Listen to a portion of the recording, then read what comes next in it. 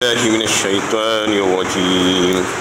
بسم الله الرحمن الرحيم ونجيناه وأهله من الكرب العظيم، اور ہم نے انہیں اور ان کے گھر والوں کو شدید ترین اذیتوں سے نجات دی۔ یہ سورہ صافات کی 76 نمبر کی آیت ہے۔ اس سے پہلے حضرت نوح علیہ السلام کا تذکرہ چل رہا تھا کہ نوح علیہ السلام نے اپنی قوم کو 950 سال تک تبلیغ کی اور اللہ کا پیغام پہنچایا، لیکن اس کے باوجود قوم کے چند لوگوں کے سوا بہت سو نے نہیں مانا۔ اس وقت وہ اللہ سے دعا کی کہ اے اللہ، میں مغلوب ہوں، میں کمزور ہوں، میں بے بس ہوں، میری مدد فرمائیے۔ تو اللہ کی مدد آئی، اور جیسے ہی انہوں نے مدد کے لیے پکارا تو اللہ تعالیٰ نے ایسا عذاب بھیجا قوم کے اوپر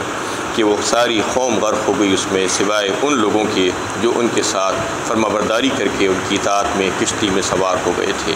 ففتحنا ابواب السماء بماء منہمر وفجرنا الارض عیونا فالتقى الماء على امر قد قدر۔ اس میں اللہ تعالیٰ نے بات بتائی سورہ قمر پارہ 27 میں کہ کیسا عذاب بھیجا، پانی کے ذریعے سے ان کو ہلاک کیا گیا، نے آسمان سے دہانے کھول دیے، ہم نے دروازے کھول دیے بارش کے، موسلا دھار بارش، اور پھر زمین سے چشمے بہا دیے، یعنی اوپر سے بھی پانی اور نیچے سے بھی پانی، اور ایک اندازے کے مطابق دونوں پانیوں کو ہم نے ملا دیا، اور پھر اس سے ان کی ہلاکت ہوئی۔ یہ اللہ تعالیٰ بتائے ہیں۔ اور پھر اس کے بعد وَنَجَّيْنَاهُ وَأَهْلَهُ مِنَ الْكَرْبِ الْعَظِيمِ فرما دیا اس میں، یعنی ہم نے ان کو، یعنی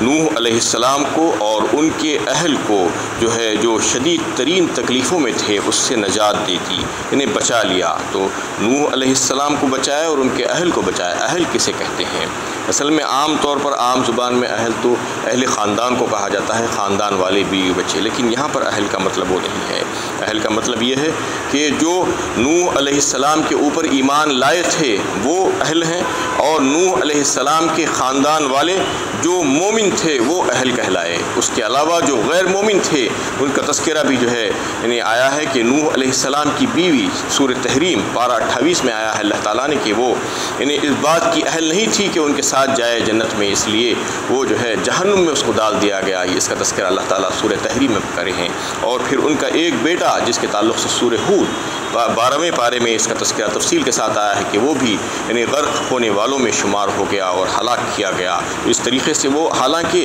قریب ترین رشتہ دار تھے، اس کے باوجود چونکہ ان کے اوپر ایمان نہیں لائے تھے، ان کی بات کو نہیں مانا تھا، جھٹلایا تھا، اس لیے اللہ تعالیٰ نے ان کو تباہ و برباد کر دیا، ایک بیٹے کو اور بیوی کو۔ اس کے علاوہ جو دوسرے یعنی اہل ایمان تھے ان سب کو بچا لیا گیا نوح علیہ السلام کے ساتھ۔ وَجَعَلْنَا ذُرِّيَّتَهُ هُمُ الْبَاقِينَ، اور ان کی اولاد کو دنیا میں باقی رکھا۔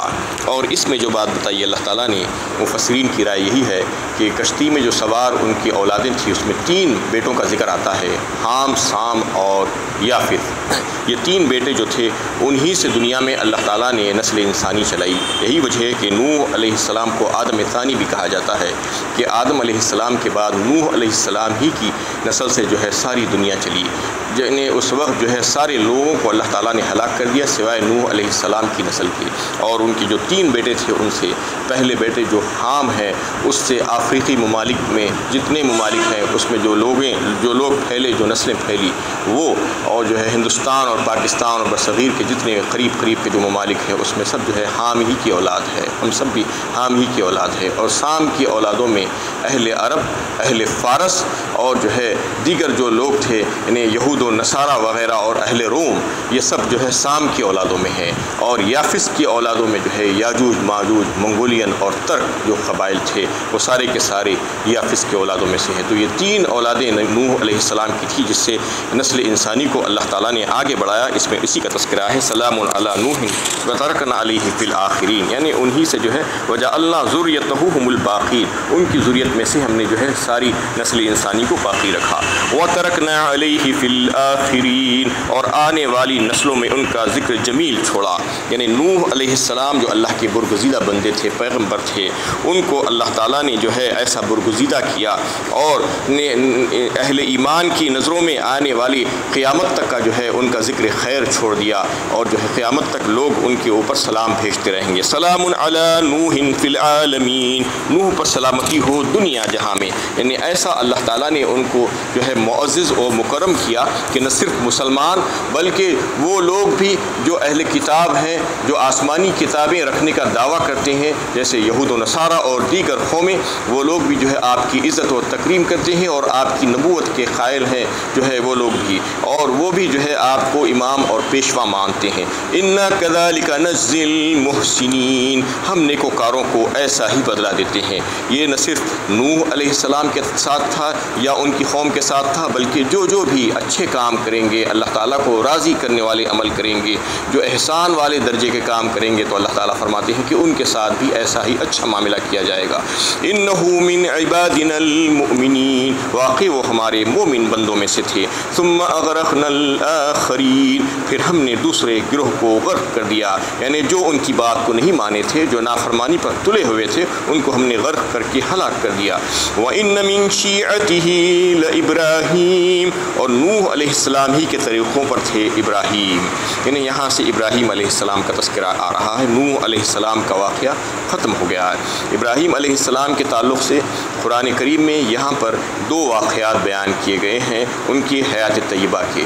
اور وہ دونوں واقعات میں جو ہے یعنی ان کی عظیم قربانیوں کا ذکر کیا گیا ہے جو اللہ تعالیٰ کے لیے محض انہوں نے جو ہے وہ قربانیاں پیش کی تھی۔ تو سب سے پہلی قربانی کیا تھی؟ اس میں سب سے پہلی بات جو یہاں پر بتائی گئی ہے وَإِنَّ مِن شِيعَتِهِ لَإِبْرَاهِيمَ، شیعہ کہتے ہیں کہ وہ لوگ، وہ جماعت، وہ گروہ جو ایک دوسرے کے نظریات پر جو ہے یکساں ہیں، یعنی ایک دوسرے کے طور طریقے پر چلنے والے ہیں، یعنی ایک جماعت جس طریقے پر چل رہی تھی دوسری جماعت بھی اسی طریقے پر چلتی ہے، تو اس کو شیعہ کہتے ہیں۔ ایک جماعت کا دوسری جماعت کے ساتھ جو تعلق ہوتا ہے، جو بنیادی نظریات جو ہوتے ہیں، جیسا کہ جو ہے ابراہیم علیہ السلام بھی نوح علیہ السلام ہی کے طریقے پر چلتے تھے، کیونکہ وہ جو بنیادی طور پر جو دین کے جو اصول تھے وہ اصول کو انہوں نے بھی اپنایا تھا، اور نوح علیہ السلام ہی کے جو ہے طرز عمل اور انہی کے طریقے پر تھے، اس لیے ان کو شیعہ کہا۔ نوح علیہ السلام کی شیعہ، ان کے طریقوں پر چلنے والے۔ اذ جاء ربہ بقلب سلیم، جب کہ وہ اپنے رب کے پاس قلب سلیم کے ساتھ آئے۔ اس کے بعد ایک صفت ان کی جو بتائی گئی ہے ابراہیم علیہ السلام کی کہ قلب سلیم۔ قلب سلیم کسے کہتے ہیں؟ پاک و صاف دل۔ پاک و صاف دل کا مطلب یہ ہے کہ دل میں گندگی نہیں ہونا چاہیے، عقائد اچھے ہونا چاہیے، اور جو ہے برے جذبات سے پاک ہونا چاہیے، اسے قلب سلیم کہا جاتا ہے۔ اللہ تعالیٰ ملاوٹ کو پسند نہیں کرتے، یعنی آمیزش کو پسند نہیں کرتے کہ دل میں اللہ کی محبت بھی ہو اور دوسروں کی محبت بھی ہو، یہ اللہ تعالیٰ کو قابل قبول نہیں ہے۔ اللہ تعالیٰ تو یہ چاہتے ہیں کہ بندہ صرف میرا ہو کر رہے۔ وَاتَّبَعُوا مِلَّةَ إِبْرَاهِيمَ حَنِيفًا وَمَا كَانَ مِنَ الْمُشْرِكِينَ کہہ دیا گیا سورہ آل عمران 4 پارے میں، یعنی اتباع کرو ابراہیم کی جو حنیف تھے، جو یکسو ہو کر میرے طرف آ گئے تھے، اور ان کے دل میں کسی اور کی محبت نہیں تھی سوائے میری محبت کے، اور وہ مشرکوں میں سے نہیں تھے۔ تو اللہ تعالیٰ یہی چاہتے ہیں۔ اور پھر ابراہیم علیہ السلام جو قربانیاں پیش کیے ہیں اس کے تعلق سے قرآن میں کئی ایک مقامات پر اللہ تعالیٰ نے ان کی جو ہے تعریف فرمائی ہے۔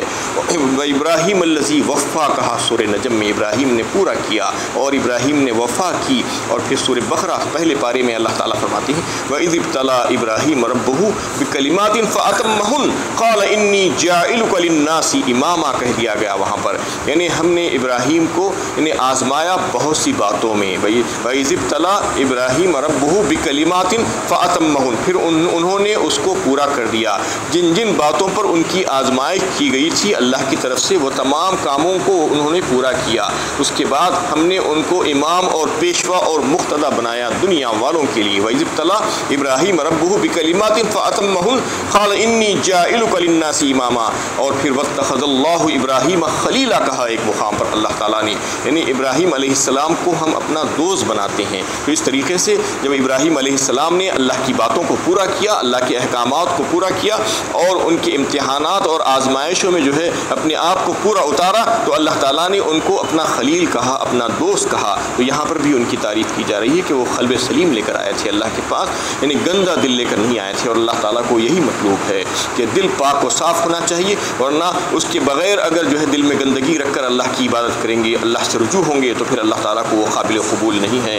یعنی دل میں ریاکاری، لوگوں کو دکھانے کا جذبہ کہ لوگ دیکھ رہے ہیں تو میں ایسا کام کر لوں گا تاکہ لوگوں کی نظروں میں بڑا ہو جاؤں، یا کسی مالی منفعت کے خاطر جو ہے کوئی کام کریں گے، تو پھر وہ اللہ کے پاس قابل قبول نہیں ہے۔ اور کسی بھی قسم کی گندگی اگر دل میں موجود ہے، اللہ کے ساتھ کسی اور کو بھی شریک کر رہے ہیں، تو پھر اللہ تعالیٰ کو وہ جو ہے مطلوب نہیں ہے۔ یہ بتانا چاہ رہے ہیں اللہ تعالیٰ کی قلب سلیم چاہیے۔ اگر کوئی چاہتا ہے کہ اللہ تعالیٰ اس کو پسند کرے اور اس سے راضی ہو جائے تو پھر یہ جو ہے پیمانہ اللہ تعالیٰ نے بتا دیا ہے کہ اس کو قلب سلیم لے کر میرے پاس آنا ہوگا۔ اذ قال لأبیہ وقومہ ماذا تعبدون، جب انہوں نے اپنے باپ اور اپنی قوم سے کہا کہ یہ کیا چیزیں ہیں جن کی تم سب عبادت کرتے ہو، اِفْکًا آلِہَةً دُونَ اللَّہِ تُرِیدُونَ، کیا تم اللہ تعالیٰ کے سوا اپنے ہی کھڑے ہوئے معبودان باطلہ کی پرستش کرتے ہو؟ فَمَا ظَنُّکُم بِرَبِّ الْعَالَمِینَ، آخر اللہ رب العالمین کے بارے میں تمہارا کیا خیال ہے؟ جب انہوں نے دیکھا کہ قوم بت پرستی پر تلی ہوئی ہے اور ان کے باپ بھی اس میں شریک ہیں، تو انہوں نے ان لوگوں سے سوال کیا، اپنے والد سے اور اپنی قوم سے، کہ آپ لوگ یہ کیا کام کر رہے ہو؟ یہ کیا بتوں کی پوجا کر رہے ہو؟ اور تو آپ نے جو ہے اس کو کیا گھڑ لیا ہے؟ اپنی ہاتھوں سے بنائے ہوئے جو بت ہیں ان کی آپ پوجا کرتی ہو اور ان کو جو ہے معبود بنا کر ان کے سامنے ان کی پرستش کرنا چاہتی ہو، یہ کیا کام ہے؟ اور پھر آپ نے رب العالمین جو تو آپ کو جو ہے پیدا کیا ہے، آپ کی پرورش کرتا ہے، آپ کی ضروریات کے سامان مہیا کرتا ہے، آپ کو زندگی بخشتا ہے، آپ کی زندگی کی بقا کے لیے سارے سامان اسی نے دیے ہیں، اس کو چھوڑ کر آپ ان کی اور ان کی پوجا کر رہے ہو، اور کیا تم سمجھتے ہو کہ اس طرح شرک کرنے سے وہ ناراض نہیں ہوگا، وہ تم کو سزائیں نہیں دے گا؟ ایسا نہیں ہے۔ فَنَظَرَ نَظْرَةً فِي النُّجُومِ، پھر ابراہیم علیہ السلام نے تاروں پر ایک نگاہ ڈالی اور سوچنے لگے، یعنی ایسا نظر کیا آسمان کی طرف جیسا کہ کچھ غور و فکر کرتے ہیں۔ یہ اس وجہ سے ہوا بتایا جاتا ہے کہ قوم جو ہے ستاروں کی پوجا کرنے والی تھی، اور آپ قوم کو ایک طریقے سے مغالطے میں ڈالنا چاہتے تھے کہ میں بھی تمہارے ساتھ ہوں، تم یہ مت سمجھو کہ میں تمہارا نہیں ہوں بلکہ میں تمہارے ساتھ ہوں، لیکن میں تمہیں بتانا چاہ رہا ہوں کہ یہ مورتی پوجا وغیرہ یہ صحیح اور درست نہیں۔ اس طریقے سے آسمان پر نظر ڈالی۔ وہ لوگ نے ستاروں کو جو ہے مؤثر سمجھتے تھے، زندگی کے جو حادثات، زندگی میں جو حالات پیش آتے ہیں اس میں ستاروں کا عمل دخل ہے، یہ ان کا خیال اور ان کا عقیدہ تھا۔ اور پھر ایک بات اور انہوں نے کہی، فقال انی سقیم، پھر کہا کہ میں جو ہے سخت نالا ہوں اور میں جو ہے بیمار ہوں، یہ کہا۔ حالانکہ وہ بیمار نہیں تھے بلکہ ان کا دل کوڑ رہا تھا۔ وہ لوگوں کی جو مورتی پوجا کرتے تھے وہ لوگ، اور جو ہے معبودان باطلہ جو ان کے تھے، اس کو دیکھ دیکھ کر ان کے دل میں تکلیف ہو رہی تھی، اس طریقے سے انہوں نے جو ہے کہا کہ میں بیمار ہوں۔ یہ اس وجہ سے بھی کہا کہ قوم کا ایک دن ہوتا تھا جس دن وہ باہر جا کر عید یا تہوار مناتے تھے، اس دن وہ لوگ جو ہے بڑی خوشیاں مناتے تھے، اس میں انہوں نے ابراہیم علیہ السلام کو بھی جو ہے کہا کہ تم بھی آؤ ہمارے ساتھ، لیکن انہوں نے جو ہے انکار کر دیا، یہ وجہ بتا کر کہ میں بیمار ہوں، اور وہ جانا نہیں چاہ رہے تھے اور وہ کوئی دوسرا کام کرنا چاہ رہے تھے وہاں پر رہ کر۔ اس کا تذکرہ سورہ انبیاء پارہ 17 میں تفصیل کے ساتھ آیا ہے۔ تو سب سے پہلے تو انہوں نے یہ کہہ دیا کہ میں بیمار ہوں، اور جو ہے اس سے پہلے جو بات آئی کہ وہ تاروں پر نگاہ ڈالی اور ان سے بات کرنے لگے۔ یہ دو باتیں جو آئی ہے اس کو کیا کہتے ہیں؟ اس کو جو ہے انہیں حدیثوں میں جو ہے اور بڑی تفصیل کے ساتھ یہ بات آئی ہے کہ اسے توریہ کہتے ہیں یا ابہام کہتے ہیں، یعنی ایسی بات کہنا اور ایسا عمل کرنا جس سے سامنے والا اسے کچھ اور مقصد لے لے اور ہمارا مقصد کچھ اور ہو کہنے کا یا عمل کرنے کا۔ یہ دونوں کام جو ہے اسی نیت سے کیے گئے تھے کہ لوگوں کو جو ہے کچھ اور سمجھ میں آ جائے، میں تو یہ نہیں سمجھ رہا ہوں، یعنی ستاروں کی بارے میں جو ہے میرا خیال تو یہ نہیں ہے، میرا عقیدہ تو نہیں ہے، لیکن لوگ اگر سمجھتے ہیں تو سمجھ لیں۔ اور پھر اس کے بعد دوسری بات یہ کہ میں بیمار ہوں کہنا کہ وہ جو ہے مبہم جو الفاظ جو کہا جاتا ہے، ابہام اسی سے ہے، اور بھی توریہ بھی جو ہے اسی کو کہا جاتا ہے کہ ایسا گول مول کر دینا موٹے الفاظ میں بات کو کہ لوگ سمجھ نہ پائیں اور لوگ کچھ اور سمجھ لیں ہماری بات کو یا ہمارے عمل کرنے کو۔ یہ بات جو ہے جائز ہے، اسلام میں بھی اس کی اجازت دی گئی ہے۔ اگر کبھی ایسا کوئی موقع آئے تو یہ نبی صلی اللہ علیہ وسلم سے بھی ثابت ہے کہ نبی صلی اللہ علیہ وسلم نے بھی کچھ موقعوں پر ایسا کام کیا تھا، جیسا کہ سب سے پہلے آپ صلی اللہ علیہ وسلم ہجرت کر کے مکے سے مدینہ شریف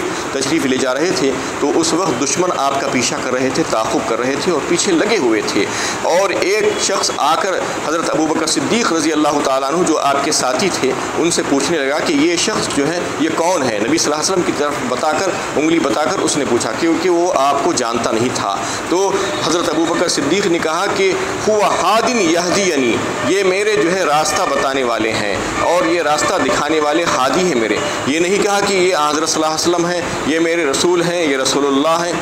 بات کو گول مول کر دیا اور جو ہے ایسا کر کے اس کو بڑھا دیا، کیونکہ اگر یہ کہتے کہ یہ رسول اللہ صلی اللہ علیہ وسلم ہے تو پھر جو ہے ان کو تکلیف پہنچ سکتی تھی اور وہ لوگ جو ہے ان کے ساتھ کوئی برا معاملہ کر سکتے تھے، اس طریقے سے ان کو جو ہے ابہام کر دیا گیا۔ ایسا ہی جو ہے حضرت کعب بن مالک جو ہے فرماتے ہیں کہ نبی صلی اللہ علیہ وسلم جب جہاد کے لیے نکلا کرتے تھے تو جس راستے پر آپ کو جانا ہوتا تھا وہ راستے کو چھوڑ کر کوئی دوسرا راستہ اپنا لیتے تھے۔ مدینہ شریف سے نکلنے کے فوراً بعد ان لوگوں کو، دشمنوں کو یہ بات معلوم نہ ہو کہ آپ کس راستے پر جا رہے ہیں اور آپ کا جو ہے کیا معاملہ ہے، کیا کرنا چاہ رہے ہیں آپ، اس سے لوگوں کو مطلع کرنا نہیں چاہتے تھے، اس لیے یعنی وہ راستہ چھوڑ کر کوئی دوسرا راستہ اپنا لیتے تھے۔ یہ بھی ابہام ہی تھا، یعنی لوگ کچھ سمجھ رہے ہیں اور آپ کا مقصد کچھ اور ہے۔ اسی طریقے سے مزاح کے معاملے میں بھی جو ہے آپ بعض واقعات شمائل ترمذی میں جو ہے درج ہیں، اس میں ایک دفعہ آپ صلی اللہ علیہ وسلم نے ایک بوڑھی خاتون سے کہا کہ بوڑھیاں اور جنت میں نہیں جائیں گی۔ یہ سن کر بوڑھی خاتون بہت روئی اور بہت پریشان ہوئی، تو آپ صلی اللہ علیہ وسلم نے پھر سے جو ہے اس کی تشریح فرمائی کہ میرا کہنے کا مطلب یہ نہیں ہے، بلکہ میرا کہنے کا مطلب یہ ہے کہ جنت میں بوڑھے لوگ نہیں جائیں گے، بلکہ جنت میں جو بھی جائیں گے وہ صرف 33 برس کے ہوں گے، ان کی عمر 33 برس ہوگی، اس سے زیادہ اللہ تعالیٰ ان کو جو ہے عمر نہیں رکھیں گے، بلکہ ہر ایک جنتی 33 برس کا ہوگا۔ تو اس طریقے سے بہت سے ایسے واقعات ہیں جو عملی بھی اور قولی بھی جو ہے، جس کو توریہ کہا جاتا ہے، ابہام کہا جاتا ہے، یہ سارے واقعات جو ہے اس وجہ سے بتانا اللہ تعالیٰ چاہ رہے ہیں کہ یہ حکمت کے تقاضے ہوتے ہیں بعض وقت، بعض دفعہ، کہ آپ کو ضروری نہیں ہے کہ لوگوں کے سامنے حقیقت بیان کریں، بلکہ اس کو چھپایا جا سکتا ہے کچھ اس طریقے سے کہ بات کو جو ہے گول مول کر دیا جائے۔ اس کے آگے اور بھی ابراہیم علیہ السلام کی جو ہے واقعات کا تذکرہ آ رہا ہے، انشاءاللہ کل اس کو جو ہے رکھیں گے۔ وآخر دعوانا الحمدللہ۔